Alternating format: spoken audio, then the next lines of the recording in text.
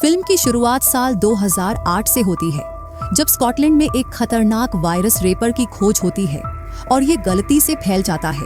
ये वायरस हजारों लोगों को संक्रमित कर चुका है, जिसके लक्षणों में हिस्टीरिया, हिंसक प्रवृत्ति, फोड़े और अल्सर शामिल हैं। इस समय हेजमेट सूट पहने सोल्जर्स दिखाई देते हैं, जो स्कॉटलैंड से द्वीप के दक्षिण तक के सभी रास्ते बंद कर रहे हैं। वे शरणार्थियों की भीड़ पर गोली चलाते हैं, जिनमें संक्रमित और गैर संक्रमित दोनों शामिल हैं, जो बेताबी से भागने की कोशिश कर रहे हैं।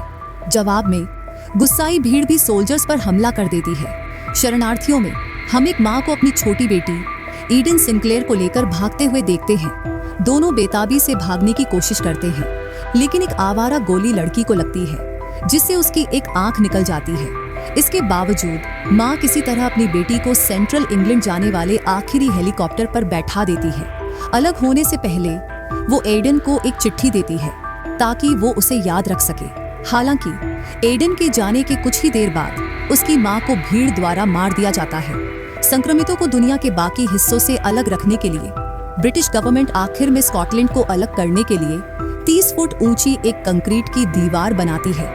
दीवार के साथ कई गार्ड्स तैनात किए जाते हैं, जो किसी भी व्यक्ति को गोली मारने के लिए तैयार रहते हैं, और सीमा के पास माइन फील्ड्स बिछाए जाते हैं। ये क्वारंटीन प्रभावी साबित होता है, लेकिन इसकी चरम विधियों के कारण यूनाइटेड किंगडम और दुनिया के बाकी हिस्सों के बीच राजनयिक और आर्थिक संबंध टूट जाते हैं। इससे यूके एक बहिष्कृत देश बन जाता है, जिसके परिणाम स्वरूप भविष्य में बेरोजगारी, अशांति और बढ़ती असमानता देखने को मिलती है। इसके बाद दृश्य साल 2035 में कट होता है, जहां हम एडन से मिलते हैं। वो अब डिपार्टमेंट ऑफ इंटरनल सिक्योरिटी की स्पेशल फोर्सेज में कैप्टन नेल्सन के अंडर काम करती है। उसने बचपन में खोई हुई आंख को एक एडवांस्ड इलेक्ट्रॉनिक प्रोस्थेसिस से बदल दिया है। इस प्रोस्थेसिस में एक बिल्ट इन कैमरा है, जो सब कुछ रिकॉर्ड कर सकता है और डेटा को सीधे उसके रिस्ट डिवाइस पर भेज सकता है। एक दिन एक स्लम पर हुए पुलिस रेड में रीपर वायरस से संक्रमित लोगों से भरा एक कमरा मिलता है, जिनमें जिंदा और मरे हुए दोनों शामिल हैं। इसका मतलब है कि वायरस स्कॉटलैंड में पहले आउटब्रेक के 27 साल बाद फिर से सामने आ गया है। इसके जवाब में सीनियर ऑफिशियल्स प्रधानमंत्री जॉन हचर के नेतृत्व में एक निजी बैठक के लिए इकट्ठा होते हैं। हालांकि ये स्पष्ट है कि हचर की पोजीशन के बावजूद उसे एक भ्रष्ट पॉलिटिशियन माइकल कनारिस द्वारा एक कठपुतली की तरह नियंत्रित किया जाता है। कैबिनेट कैप्टन नेल्सन सहित वायरस के बढ़ते खतरे और इसे फैलने से रोकने के तरीकों पर चर्चा करती है। लंबे विचार विमर्श के बाद वे शहर से बाहर जाने वाले सभी पुलों को बंद करने और गवर्नमेंट बिल्डिंग्स को भी आइसोलेट करने का फैसला करते हैं। हालांकि मीटिंग के बाद हैचर और कनारिस निजी तौर पर नेल्सन से मिलते हैं और उसे 3 साल पहले के ग्लासगो के सैटेलाइट फोटोज दिखाते हैं। इमेजेस में दिखाया गया है कि मृत शहर में लोग घूम रहे हैं, जिससे पता चलता है कि वायरस का क्योर खोज लिया गया है। वे डॉक्टर केन के बारे में चर्चा करते हैं, जो क्वारंटीन से पहले सेंट्रल ग्लासगो में वैक्सीन पर काम कर रहे थे। उनका मानना है कि उन्होंने क्योर बनाने में सफलता प्राप्त कर ली होगी। इसलिए कनारिस नेल्सन को स्कॉटलैंड में एक टीम भेजने का आदेश देता है, ताकि डॉक्टर केन को ढूंढा जा सके और क्योर लाया जा सके। इसके बाद नेल्सन ईडन को स्कॉटलैंड भेजे जाने वाली टीम का नेतृत्व करने के लिए चुनता है। वो तुरंत सहमत हो जाती है, क्योंकि ये उसकी माँ को ढूंढने का एक सही मौका है। स्कॉटलैंड जाने से पहले ईडन की मुलाकात कनारिस से होती है, जो उसे 48 घंटे के भीतर लौटने का आदेश देता है। वो साफ तौर पर कहता है कि अगर वो क्योर नहीं ढूंढ पाती है तो उसे लौटने की जरूरत नहीं है। कनारिस उसे डॉक्टर केन के बारे में जानकारी भी देता है और उसे पहले उसकी लैबोरेटरी में जाने और फिर वहां से ट्रेल को फॉलो करने का निर्देश देता है।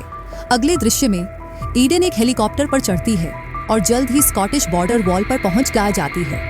वहां वो अपने नए सबऑर्डिनेट से मिलती है, sergeant Norton, corporals Chandler, Reid, Carpenter और मिलर। साथ ही 2 मिलिट्री डॉक्टर्स टैलबर्ट और स्टर्लिंग भी हैं, जो एक बार रीपर वायरस रिसर्च सेंटर में काम कर चुके हैं। मिलिट्री उन गेट्स को खोलती है जो 2008 में बंद कर दिए गए थे, और एक्सपीडिशन 2 आर्मर्ड व्हीकल्स में क्वारंटीन जोन में प्रवेश करती है। यात्रा के दौरान ईडन डॉक्टर केन के आखिरी रेडियो मैसेजेस की रिकॉर्डिंग सुनती है, जिन्होंने सोल्जर्स के साथ मिलकर हॉस्पिटल का बचाव किया था। रिकॉर्डिंग के माध्यम से वो मास डेथ्स, वायलेंस के हॉरर्स और ग्लासगो को तबाह करने वाले कैनिबलिज्म के बारे में जानती है। जल्द ही वे उस हॉस्पिटल पर पहुंचते हैं जहां डॉक्टर केन काम करते थे। लेकिन पता चलता है कि ये लंबे समय से अबैंडन्ड है। इसके कुछ ही देर बाद एक कमजोर महिला अचानक बिल्डिंग के सामने दिखाई देती है। ईडन तुरंत अपनी टीम को उसके पास जाने से मना करती है, लेकिन चैंडलर को लगता है कि उसे मदद की जरूरत है। ईडन के ऑर्डर्स को नजरअंदाज करते हुए वो महिला की ओर भागता है और उसकी मदद करने की कोशिश करता है।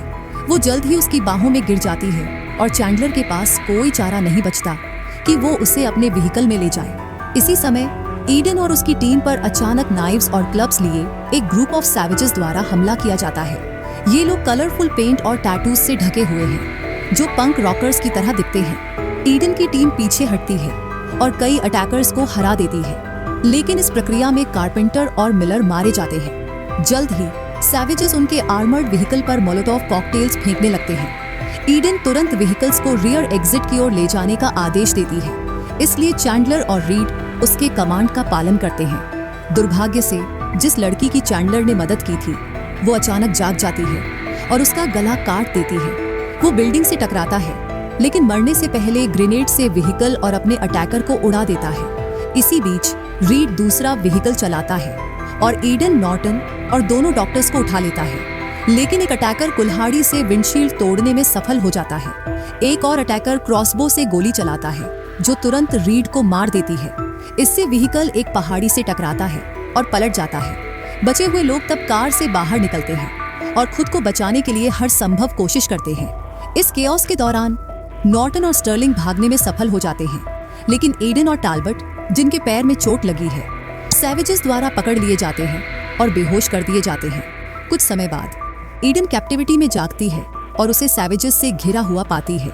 उसका सामना ग्रुप के लीडर सोल से होता है, जो एक पागल सेडिस्ट लगता है। वो उसे बुरी तरह पीटता है और पूछता है कि वो कौन है और कहां से आई है।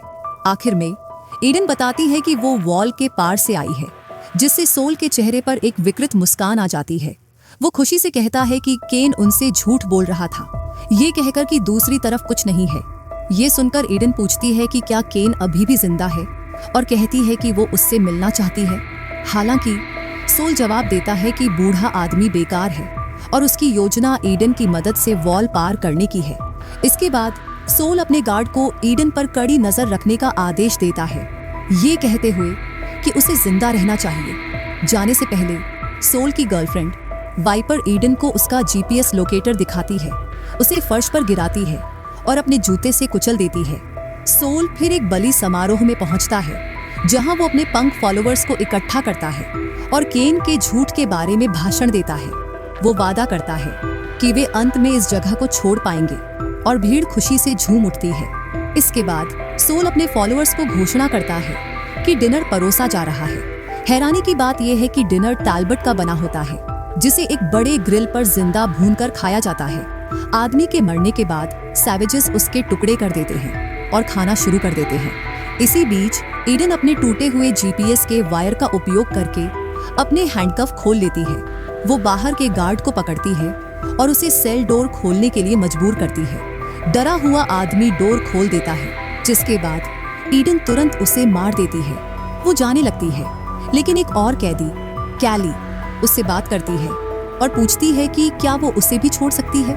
ईडन शामिल होने से मना कर देती है, लेकिन कैली बताती है कि वो केन की बेटी है और उसे उसके पास ले जा सकती है। ये सुनकर ईडन मान जाती है, लेकिन अचानक वाइपर आ जाती है। दोनों महिलाओं के बीच इंटेंस सोर्ड फाइट होती है, लेकिन अंत में ईडन अपर हैंड हासिल कर लेती है और वाइपर का सिर काट देती है। इसके बाद वो कैली को छोड़ देती है और दोनों भागने की कोशिश करती है। रास्ते में वे कैली के दोस्त जोशुआ से मिलते हैं, जो उन्हें भागने में मदद करने के लिए सहमत हो जाता है।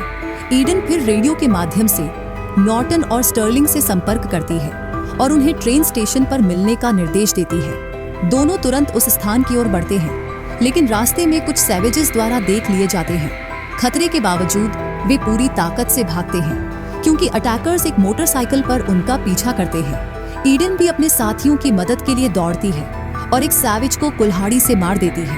अंत में वो और उसकी टीम बस ट्रेन पर चढ़ने में सफल हो जाती है और अपने पीछा करने वालों से बाल बाल बच जाती है। कुछ देर बाद कैली बताती है कि सोल वास्तव में उसका भाई और केन का बेटा है, लेकिन उसके पिता और बेटे के बीच इस समय एक भयानक युद्ध चल रहा है। कैली ये भी कहती है कि वो ईडन को उसके पिता का स्थान बताएगी, लेकिन उसका कोई इरादा वहां जाने का नहीं है। वो अपने पिता को एक मनोरोगी बताती है जो उन्हें प्रताड़ित करने और मारने का आनंद लेता है, जो उसका विरोध करते हैं।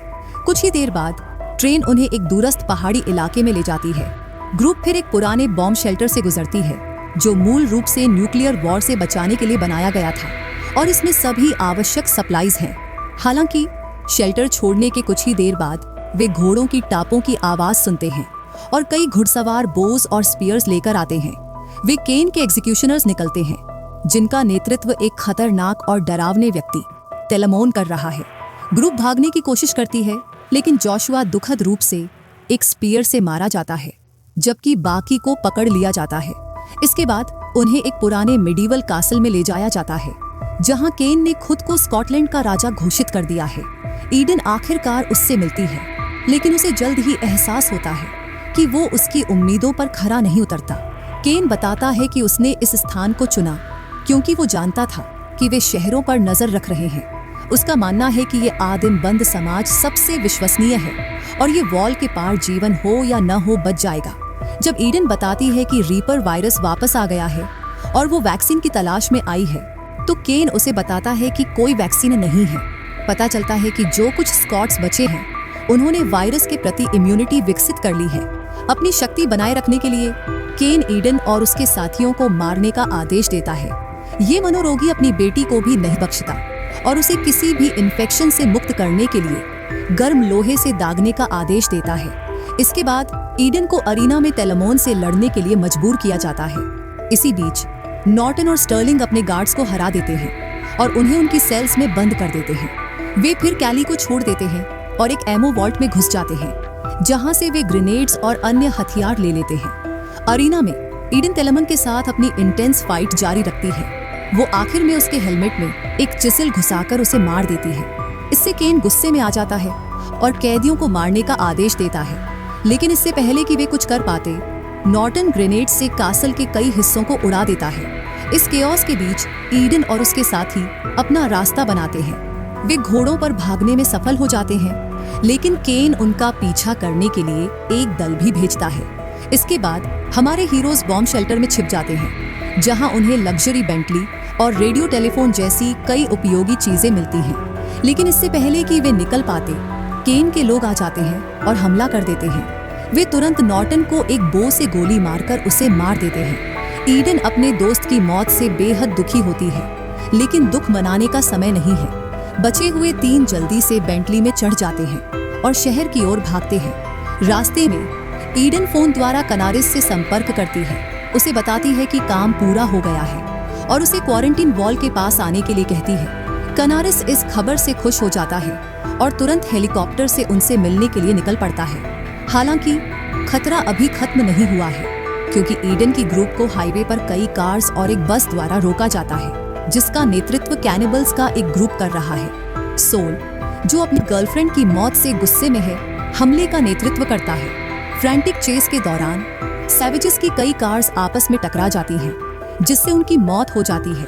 एक मजबूर सोल फिर बेंटली की छत पर कूद जाता है और कुछ देर के लिए अंदर भी घुस जाता है, लेकिन ईडन उसे वापस बाहर धकेल देती है और व्हीकल की गति बढ़ा देती है। सैवेजेस फिर बेंटली पर ब्लेड सॉस फेंकना शुरू कर देते हैं, लेकिन एक गलती से उनके अपने बॉस की गर्दन में लग जाती है। जैसे ही सोल छत से लटकता है, ईडन कार को सीधे बस में घुसा देती है, जिसे सैवेजेस ने रोड ब्लॉक के रूप में इस्तेमाल किया था। इससे बस में विस्फोट हो जाता है और आखिर में सोल का सिर काट देता है, ठीक उसकी गर्लफ्रेंड की तरह। इस केओस के बाद एक हेलीकॉप्टर उनके सामने उतरता है, जिससे कनारिस बाहर आता है। वो वायरस के क्योर की मांग करता है और ईडन उसे कली सौंप देती है। वो बताती है कि लड़की ने इम्यूनिटी विकसित कर ली है, इसलिए उसके खून से वैक्सीन बनाना आसान होगा। ये सुनकर खुश कनारिस खुलासा करता है कि वो वैक्सीन का उपयोग तुरंत नहीं करना चाहता। इसके बजाय वो इंतजार करना चाहता है जब तक कि पैंडेमिक पूरी दुनिया को निगल न ले। वैक्सीन का एकमात्र मालिक होने के नाते वो एक हीरो बनना चाहता है और पूरी दुनिया पर कब्जा करना चाहता है। कनारिस फिर ईडन को अपने साथ चलने के लिए कहता है, लेकिन वो मना कर देती है और कार में वापस चली जाती है। दूसरों के साथ लंदन लौटने के बजाय ईडन अपनी माँ को ढूंढने के लिए ग्लासगो जाती है, लेकिन वो ये जानकर बेहद दुखी होती है कि उसकी माँ पहले ही मर चुकी है। जैसे ही ईडन उसकी तस्वीरों को देखकर रोती है, नेल्सन उससे मिलने आता है। दोनों कुछ देर बात करते हैं, जिसके बाद ईडन उसे कैनरिस के साथ हुई अपनी बातचीत की रिकॉर्डिंग सौंपती है, जिसे उसने अपनी साइबरनेटिक आई से कैप्चर किया था। लंदन लौटने पर नेल्सन टेप को न्यूज चैनल्स को सौंप देता है। इससे कैनरिस की धोखाधड़ी दुनिया के सामने आ जाती है, जो आखिर में उसके अंत का कारण बनती है। फिल्म के अंतिम दृश्य में ईडन सैवेजेस के बेस पर लौटती है और उन्हें सोल के कटे हुए सिर को दिखाती है। हालांकि इसके बजाय गुस्सा होने के, वे सभी खुशी से चिल्लाने लगते हैं और उसे अपना नया लीडर स्वीकार कर लेते हैं। तो दोस्तों, ये थी डूम्सडे की कहानी। अगर आपको ये समझाने का तरीका पसंद आया हो तो लाइक करें, शेयर करें और चैनल को सब्सक्राइब करना न भूलें। मिलते हैं अगली बार एक और रोमांचक कहानी के साथ।